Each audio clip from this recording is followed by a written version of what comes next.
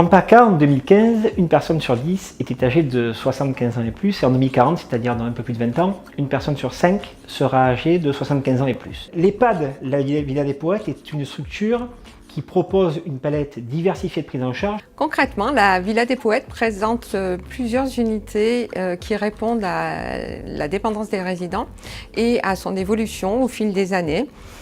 C'est ainsi que nous avons une unité protégée qui répond à la dépendance liée à la maladie d'Alzheimer, qui accueille 22 résidents et qui s'appelle Paul Claudel.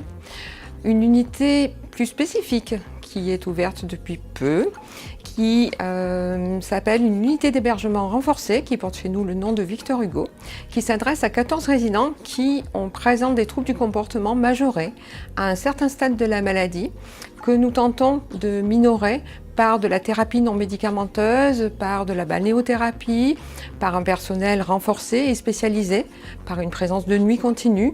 Nous accueillons ensuite des résidents qui présentent une dépendance physique qui peut être liée à des séquelles d'AVC ou à une maladie de Parkinson avancée et qui, eux, sont accueillis dans une unité s'appelant Charles Baudelaire. Cette unité a la spécificité de proposer et faire travailler les résidents sur un concept que l'on appelle réminiscence. Une dernière unité d'accueil permanent qui s'appelle Paul Verlaine et qui accueille 30 résidents qui sont parmi les plus valides intellectuellement de nos résidents, mais dont l'incapacité physique ne permet plus le maintien à domicile.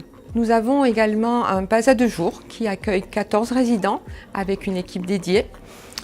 Et depuis peu, nous avons la chance d'expérimenter ce que nous appelons un PASA de nuit, c'est-à-dire une personne spécialisée qui est là toutes les nuits pour répondre aux angoisses nocturnes de début de nuit, aux réveils précoces parfois, et puis qui améliore grandement aussi l'accompagnement de fin de vie.